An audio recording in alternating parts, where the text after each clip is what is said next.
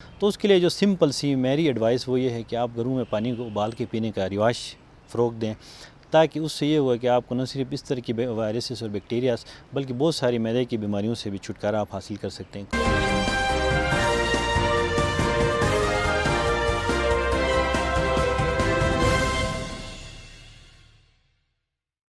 بسم اللہ الرحمن الرحیم، میرا نام خالد حسین ہے اور آپ دیکھ رہے ہیں گلگت ٹی وی۔ ناظرین، موجودہ کرونا کی وبا میں اس وقت ڈاکٹر جو ہے فرنٹ لائن پہ کام کر رہے ہیں، اور اس وقت پوری دنیا میں ان ڈاکٹروں کو جو ہے مسیح اور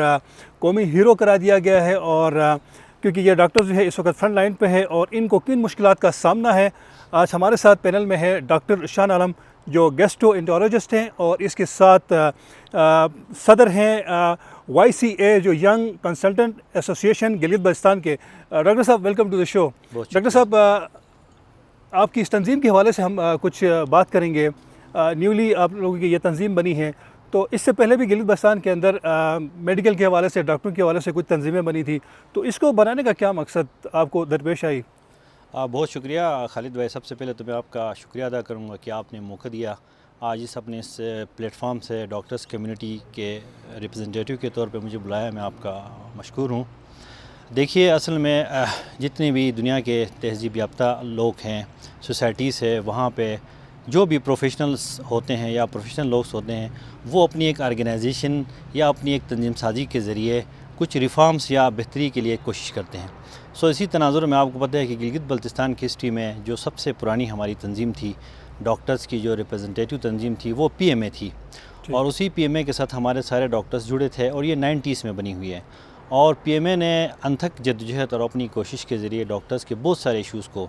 جو اگر وہ ایڈریس نہ کرتے تو شاید کبھی حل نہ ہوتے، ان پہ انہوں نے فوکس کیا، کام کیا۔ ہمارے کچھ سینئر لوگ جنہوں نے اس کے لیے بہت قربانیاں دی، اپنی نوکری، اپنی جابس، اپنی کلینکس چھوڑ کے انہوں نے بہت کوشش کی۔ تو اسی تناظر میں ایک محنت اور ایک کوشش ان کی تھی، اور یہ تنظیم عمل میں آئی۔ جہاں تک آپ نے بات کی کہ ہم نے ریسنٹلی جو ایک آرگنائزیشن یا ایک پلیٹ فارم کے ڈاکٹرز کا ایک فورم بنایا ہے YCA کے نام سے، یہ بیسیکلی ایک پلیٹ فارم ہے پورے پاکستان میں، جو کنسلٹنٹ ڈاکٹرز یا اسپیشلسٹ ڈاکٹرز کی ایک آرگنائزیشن ہے، جس کے اندر جتنے بھی ڈاکٹر اسپیشلسٹ ہیں وہ سارے اس میں پارٹیسپیٹ کر کے اپنے ایک باہمی مشاورت سے اپنے معاملات پورے پاکستان کے اندر اس وقت؟ جی بالکل، یہ پورے پاکستان میں 2019 سے بنی ہوئی ہے۔ چونکہ گلگت بلتستان میں اس کا کوئی چیپٹر نہیں تھا، تو یہ ہم نے پھر آپس میں افہام و تفہیم سے یہ سوچا کہ ہم کیوں نہ اپنے اسپیشلسٹ ڈاکٹرز کو بھی، جن میں بہت ساری دوریاں تھیں کسی بھی حوالے سے یا ان کی مصروفیات کے حوالے سے، تو میں نے سوچا کہ ہم ان کو ایک پلیٹ فارم دے دیں۔ ویسے تو ہم PMA کے ساتھ جڑے ہوئے تھے اور جڑے ہیں، لیکن ایک چونکہ کنسلٹنٹس کی، چونکہ وہ بعض ایسے تھے کہ بہت مصروفیات کی وجہ سے PMA کو بھی ٹائم نہیں دے سکتے تھے، میں نے یہ سوچا کہ ہم کیوں نہ ان سب کو ایک پلیٹ فارم پہ اکٹھا کریں، اور اپنے ایشوز ہیں، جینون ایشوز کو ہم میچورلی ایڈریس کریں۔ اسی تناظر میں، اسی سوچ کے تحت میں نے یہ سوچا کہ ہم گلگت بلتستان میں بھی ایک ایسی ینگ کنسلٹنٹس کی ایک پلیٹ فارم یا ایک ایسی فورم بنائیں کہ جس کے ذریعے ہم اپنے ایشوز کو بہت اسٹرانگلی اور بہت ہی مؤثر طریقے سے آگے پریزنٹ کر سکیں، اور ہم PMA کے ساتھ مل کے اور مزید اس کو اسٹرینتھن کر کے ساتھ چلیں۔ تو یہ ایک اہم مقصد تھا جس کی وجہ سے ہم نے یہ آرگنائزیشن بنائی، اور ماشاءاللہ اس میں ہمارے GB کے جتنے کنسلٹنٹس ہیں، اسپیشلسٹ ڈاکٹرز ہیں، سب لوگ اس میں شامل ہیں، اور سب کی باہمی اتفاق سے، کنسنسس سے ہم نے ایک سیٹ اپ اٹھایا ہے، اور یہ ہم نے خود اپنی تنظیم بنائی ہے، خود ہم نے اپنی کیبنٹ چنی ہے، اور ہم نے آپس کے مشورے سے، اور انشاءاللہ ہم اس ویژن اور اس امید کے ساتھ یہ آرگنائزیشن لانچ کی ہم نے کہ ہم اپنی جو پرانی آرگنائزیشن ہے اس کے ساتھ مل کے اس کے بازو کو ہم مزید مضبوط کریں گے، اور جتنے بھی ایشوز ہوں گے اس کو ہم پراپر طریقے سے ایک پلیٹ فارم کے ذریعے ہم اس کو ایڈریس کریں گے۔ آپ بہتر جانتے ہیں کہ کنسلٹنٹس جہاں پہ ماشاءاللہ سب لوگ اکٹھے ہوں گے تو ان کے ایک انفلوئنس ہے سوسائٹی میں، ان کی ایک اچھی ریپوٹیشن ہے، تو وہ لوگ جب کہیں کسی ایشو پہ ایڈریس کریں گے تو انشاءاللہ وہ ایشو بڑی ویٹیج رکھے گا کہ وہ حل ہو جائے گا۔ تو اس تناظر میں ہم نے ایک مثبت سوچ کے ساتھ یہ ایک بنائی ہے۔ باقی دیکھیں، آپ جو بھی نام دے دیں، YCA کہیں، PMA کہیں یا YDA کہیں، ہم بیسیکلی سارے ڈاکٹرس ہیں۔ ہم سب کا ایم مشن ایک ہی ہے کہ ہم نے ڈاکٹرس کمیونٹی کی مسائل کو، ان کے کنفرنٹنگ ایشوز کو ایڈریس کرنا ہے، خواہ وہ میں کروں، کوئی اور کرے، یا کسی نام سے بھی کرے، میرے خیال سے اس میں کوئی فرق نہیں پڑتا۔ تو یہ ایک مین ہمارا جو بنانے کا مقصد تھا وہ یہ تھا کہ ہم اپنے ایشوز پہ۔ سر یہ بتائیں کہ ڈاکٹروں کا جو سروس اسٹرکچر پہلے نہیں بنا تھا، جب بنا تو بھی بہت سارے ایسے ڈاکٹر جو گلگت بلتستان کی سیٹ پہ وہ منتخب ہوتے ہیں وہاں سے وہ اسپیشلائزیشن کرنے کے بعد وہ گلگت نہیں آتے ہیں. میرے خیال میں کافی ہمارے گلگت بلتستان کے جو درد رکھنے والے لوگ ہیں وہ گلگت بلتستان کو ہی ترجیح دیتے ہیں. تو اب بھی ایسا ہی ہے. تو کیا اس چیز کو روکنے کے لیے یہ جو آپ کا جو فورم ہے وہ کردار ادا کرے گا؟ ضرور، بالکل جی، آپ نے بہت اچھا آپ نے سوال پوچھا. دیکھیں، اس سے پہلے ماضی میں یہ ہوتا تھا کہ ہمارے جتنے ڈاکٹرز یہاں سے جا کے اسپیشلائزیشن یا اپنی جو ٹریننگ ہے وہ کمپلیٹ کر کے گلگت بلتستان نہیں آتے تھے. اس کے بیک گراؤنڈ میں بہت ساری وجوہات تھیں. ایک تو یہاں پہ پراپر سروس اسٹرکچر کا نہ ہونا، ان کو وہ مراد وہ فیسلٹیز کا نہ ہونا، اور ان کی پروموشنز کے ایشوز تھے جن کی وجہ سے لوگ ریلیکٹنٹ تھے، یا تو ڈاؤن میں ہی رہتے تھے یا پھر باہر کے ملکوں کا رخ کرتے تھے. اب میں آئی تھنک اس موجودہ گورنمنٹ کو کریڈٹ دوں گا کہ انہوں نے بہت ایفرٹ کر کے پہلی دفعہ گلگت بلتستان سے جو ینگ کنسلٹنٹس تھے، ڈاکٹرز تھے، ان کو انسینٹیوز دے کے، پیکیجز دے کے یہاں پہ ان کو اکٹھا کرنے میں کامیاب ہوگا. اور الحمدللہ آج کے دور میں آپ کو پتہ ہے کہ جی پی کے اندر ہر اسپیشلٹی کا ہمارے پاس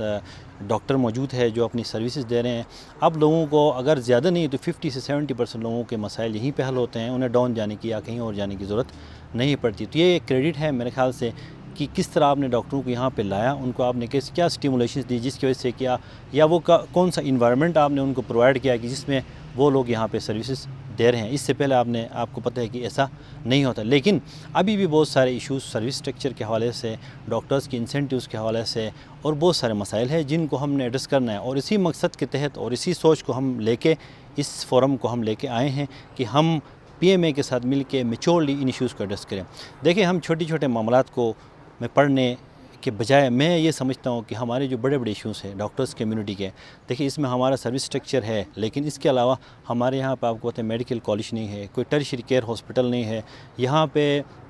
بہت سارے پیشنٹ اب بھی ہم ریفر کرتے ہیں. یہاں پہ وہ ایکوپمنٹس کی ابھی تک کمی ہے. تو وہ تمام چیزیں ہیں جو ہم چاہتے ہیں کہ ہمارے اس علاقے میں ہو، کہ ہمیں مطلب کہیں اور جانے کی ضرورت نہ پڑے. اور ٹیچنگ ہاسپٹل اس لیے ضروری ہے کہ ہمارے بہت سارے لوگ آپ کو پتہ ہے کہ اسپیشلائزیشن کے لیے شہروں کا رخ کرتے ہیں. وہاں پہ ان کو بیچاروں کو بہت سارے مسائل کا شکار ہوتے ہیں، درپدر ہوتے ہیں. کسی کی ٹریننگ ایکسپائر ہوتی ہے، ان کو ٹریننگ ملتی نہیں ہے. تو جب ہمارے جی بی میں جب ایک ٹریننگ انسٹیٹیوٹ ہوگی تو میرے خیال سے ہمارے یہ سارے ایشوز حل ہوں گے. ہم میڈیکل کالج جب بنے گا تو یہاں سے ڈاکٹرز پروڈیوس ہوں گے. تو ہماری جو سوچ ہے، جو ہماری جو ایک میرے خیال سے ایک ویژن ہے، وہ اس لیول کا ہونا چاہیے کہ ہم اس لیول پہ بات کریں، بجائے کہ ہم جو ہے نچلے لیول کی باتوں میں پڑے رہیں. میرے خیال سے ہیلتھ ریفارمز اس خطے کے لیے بہت ضروری ہے، اور اسی سوچ کے تحت ہم لوگ آگے آئے ہیں. اور انشاءاللہ ہم سب مل کے گلگت بلتستان کے سارے ڈاکٹرز ہم ان ایشوز پہ ایک پیج پہ ہیں، اور ہم سارے مل کے کام کریں گے. سر، میں آپ کی فیلڈ کی طرف آؤں گا کیونکہ آپ گیسٹرو انٹرولوجسٹ سے آپ کا تعلق ہے، اسپیشلائزیشن آپ کی اسی میں ہی ہے، اسپیشلسٹ آپ میدے کے. گلگت بلتستان میں نے دیکھا ہے کہ میدے کے امراض میں بہت زیادہ اضافہ ہو رہا ہے، اور ہمارے سوشل میڈیا ہے اس کی جو ہمارے جو ویورس ہیں ان کی بڑی ڈیمانڈ تھی کہ آپ کسی ایسے کنسلٹنٹ کو لائیں اور وہ ہمیں آگاہ کریں کہ یہ میدے کے امراض پھیلنے کی کیا وجوہات ہیں. اس پہ آپ ہمیں کچھ اپڈیٹ کیجیے گا. جی، آپ نے بالکل صحیح کہا کہ آج کے دور میں یہاں گلگت بلتستان میں 2017 سے آیا ہوں، تو بے تحاشا یہاں پہ میدے کے امراض ہیں. دیکھیں، ہمارے شعبے میں میدا، آنت، اور اس میں ایک بڑا جو کمپوننٹ ہے وہ جگر بھی ہے. اور جگر سے ریلیٹڈ جو آپ کو پتہ ہے اس وقت جو پوری دنیا میں اور خصوصاً ہمارے ملک میں جو ایک بہت بڑی بیماری ہے، وائرل انفیکشن ہے، وہ ہیپاٹائٹس بی اور سی ہے. تو وہ بڑی تیزی سے پھیل رہا ہے. اور آج سے 10 سال پہلے یہاں پہ مریضوں کا ریشو بہت کم تھا، لیکن اس عرصے میں یہاں پہ ہیپاٹائٹس سی بہت زیادہ پھیل رہا ہے، اور اسی وجہ سے جگر کے کینسر اور یہ دوسرے امراض بہت بڑھ گئی ہیں. جہاں تک میدے کی حوالے سے جو بیماریاں ہیں، وہ آپ کی بات بالکل ٹھیک ہے، یہ ہمارے علاقے میں کافی زیادہ ہیں. اس کی وجہ میرے خیال سے ایک تو ہمارا کلائمیٹ، ہماری جیوگرافی، یہ چیزیں بڑی میٹر کرتی ہیں. اور اس کے علاوہ جو ہے ہمارا رہن سہن، ہمارا جو لائف سٹائل، اور ہمارے جو کھانے پینے کی جو عادات ہیں، وہ میرے خیال سے یہ تمام چیزیں میٹر کرتی ہیں ہماری اس ریجن میں. اور چونکہ اس سے پہلے آپ کو میں بتاتا چلوں کہ یہاں پہ میدے جگر یا آنتوں کا کوئی اسپیشلسٹ ابھی تک اس علاقے میں سروسز نہیں دے رہا تھا. کچھ ہمارے اور کچھ ہمارے فزیشنز تھے جنہوں نے، میں ان کو کریڈٹ دوں گا بلکہ داد دوں گا، جنہوں نے یہاں پہ اس شعبے میں کافی خدمات اپنی انجام دی. اس کے باوجود کہ وہ اس شعبے میں زیادہ ٹرین نہیں تھے، انہوں نے سروسز دی اور یہاں پہ مریضوں کو اچھی دیکھ بھال کی. تو اس وجہ سے بھی یہاں پہ اویئرنیس لوگوں میں نہیں تھی کہ میدا اور جگر کی بیماریوں کے لیے آپ نے کس کے پاس جانا ہے اور آپ نے بیماریوں کو کیسے ایڈریس کرنا ہے. اصل میں دیکھیں، اس میں دوائیوں سے زیادہ رول میرے خیال سے اویئرنیس کا ہے میدے کے حوالے سے. جب تک ہم اویئرنیس نہیں دیں گے تو یہ بیماریاں بڑھتی جائیں گی. اور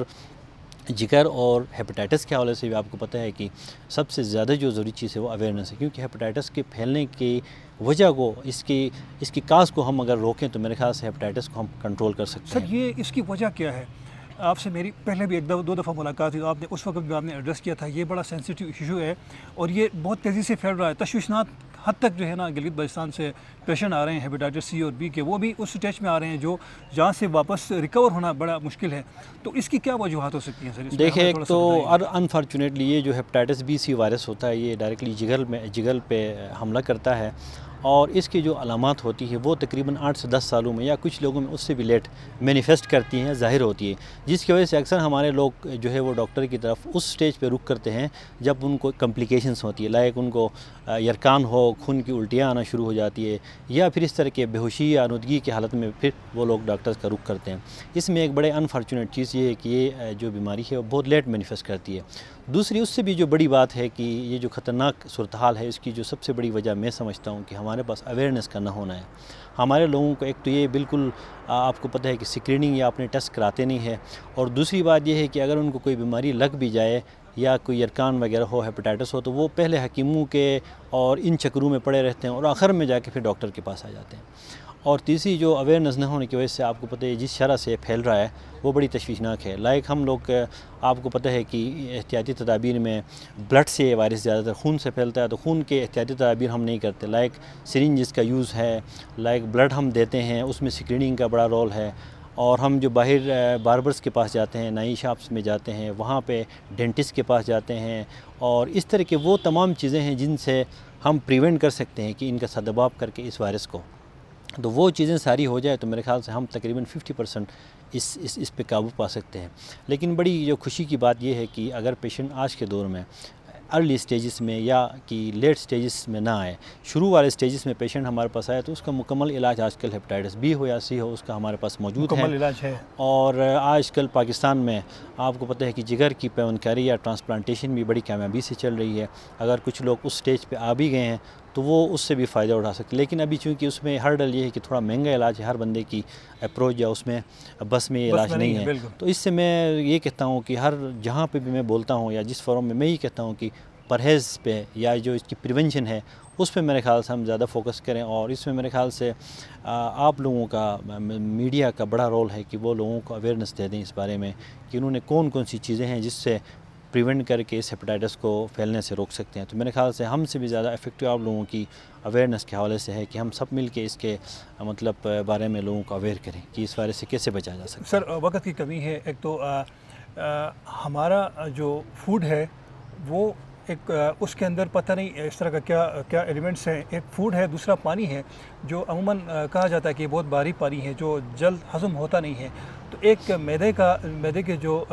بیماریاں جو پھیل رہی ہیں اور لوگوں کا میدا خراب ہوتا ہے وہ بھی اسی کی ایک سلسلے کی کڑی ہوتی ہے، تو اس پہ آپ کیا کہیں گے؟ جی بالکل آپ نے صحیح کہا کہ ہمارے یہاں جو پانی ہے، پانی سے بہت سارے جراثیم بیکٹیریاز ہوتے ہیں، اور اسی طرح کھانے پینے سے بھی وہ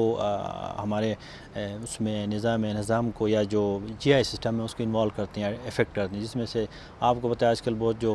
نوٹوریس ہے ایچ پائلورائی انفیکشن ہے بیکٹیریا جو ہر بندے کو یہاں پہ ہم کرواتے ہیں تو ہو جاتا ہے، تو اس کے لیے جو سمپل سی میری ایڈوائس وہ یہ ہے کہ آپ گھروں میں پانی کو ابال کے پینے کا رواج فروغ دیں، تاکہ اس سے یہ ہوا کہ آپ کو نہ صرف اس طرح کی وائرسز اور بیکٹیریاز بلکہ بہت ساری معدے کی بیماریوں سے بھی چھٹکارا آپ حاصل کر سکتے ہیں۔ کھانے پینے کے حوالے سے ظاہر ہے آج کل آپ کو پتہ ہے کہ ہم جو کوکنگ آئلس اور یہ چیزیں یوز کرتے ہیں سارے سب سٹینڈرڈ کے ہوتے ہیں، تو کوشش کرنی چاہیے کہ ان پہ ذرا چیک رکھا جائے اور اچھی پروڈکٹس مارکیٹ میں جو ہے وہ مل جائے تاکہ لوگوں کی صحت اور ان کے حوالے سے جو ہے وہ یہ مسائل نہ ہو جائے، تو ظاہر ہے اس کے لیے پھر اتھارٹیز ہی اس پہ چیک رکھ سکتے ہیں کہ ہم کون سا پکوان بازار میں مل رہا ہے، کون سے کھانے پینے کی چیزیں مل رہی ہے، وہ تو ہم ڈاکٹرز کر نہیں سکتے، تو ان کی وجہ سے آپ کی بات صحیح ہے کہ بہت ساری بیماریاں اور اسی کھانے پینے یا ایڈیبلز کی وجہ سے ہو رہی ہے، اور یہ جو پانی ہے آپ کی بات سے میں بالکل اتفاق کرتا ہوں، اور ایک ہی میں سجیشن دوں گا کہ پانی کو جتنا زیادہ ابال کے گھروں میں ہم اس ٹریڈیشن کو اس عادت کو اپنائیں گے تو میرے خیال سے ہم بہت ساری بیماریوں سے بچ سکتے ہیں۔ ہسپتالوں کے اندر عموماً کہا جاتا ہے کہ الٹرا ساؤنڈ کی، انڈوسکوپی کی، اس طرح کی چیزیں جو لائف سیونگ جو جتنی بھی آپ کی مشینریز ہیں وہ اویلیبل نہیں ہوتی ہے، تو گلگت بلتستان میں اس کو آپ کس نظر میں دیکھتے ہیں؟ کیا ہم موجودہ جو جو دور چل رہا ہے اس میں یہاں جو سہولیات ہیں وہ کافی ہیں ان لوگوں کے لیے، یا مزید ہمیں آگے اس پہ کام کرنا ہوگا؟ نہیں، میرے خیال سے تو بہت ناکافی ہے، کیونکہ آپ کو پتہ ہے کہ آج کی دنیا میں ایسی بہت ساری ایڈوانسمنٹس اور انٹرونشنس اور اکوپمنٹس آ گئے ہیں کہ وہ شاید ہم آج سے 50 سال بعد بھی نہیں سوچ سکتے. لیکن فی الحال جو ضروری چیزوں کا آپ نے نام لیا، الٹرا ساؤنڈ تو ہمارے پاس ہے، لیکن انڈوسکوپی مشین آپ کو پتہ ہے کہ ہمارے پاس ابھی تک اویلیبل نہیں تھی. پچھلے سال ہم نے ڈی سی کیو ہاسپٹل میں کوئی ڈونیشن کی، اس پہ ہم نے لے کے آئے ہیں. پھر اس کے بعد جو ہے وہ اب ریسنٹلی گورنمنٹ سٹی ہاسپٹل میں ہم نے ایک نئی مشین گیسٹروسکوپ انسٹال کر دی ہے، اور ہم نے ماشاءاللہ وہاں پہ 2-3 دنوں سے پیشنٹس کی انڈوسکوپیز بھی ہو رہی ہیں. اور اس کے علاوہ بھی ہمیں جس چیز کی ضرورت ہے وہ بہت ساری ایڈوانسمنٹ چیزوں کی ضرورت ہے، جس میں ERCP ہے اور بہت ساری چیزیں ہیں جو ہمارے پاس یہاں اویلیبل ہو تو ہمارے پیشنٹس کو نیچے نہ جانا پڑا. تو اس کے لیے انشاءاللہ امید ہے کہ ود ان کمنگ فیوچر میں یہ چیزیں ہمارے پاس اویلیبل ہوں گی، اور ہم اسی تناظر میں انشاءاللہ اسی اس کے حوالے سے بھی ایفرٹ کر رہے ہیں کہ یہاں پہ یہ چیزیں ساری اویلیبل ہوں. تھینک یو ویری مچ سر، آپ ہمارے پروگرام میں ناظرین ڈاکٹر شان عالم کو آپ نے سنا، دیکھا، اور اپنے فیڈ بیک سے ہمیں ضرور آگاہ کیجیے گا. اپنے میزبان خالد حسین کو اجازت دیجیے. اللہ حافظ.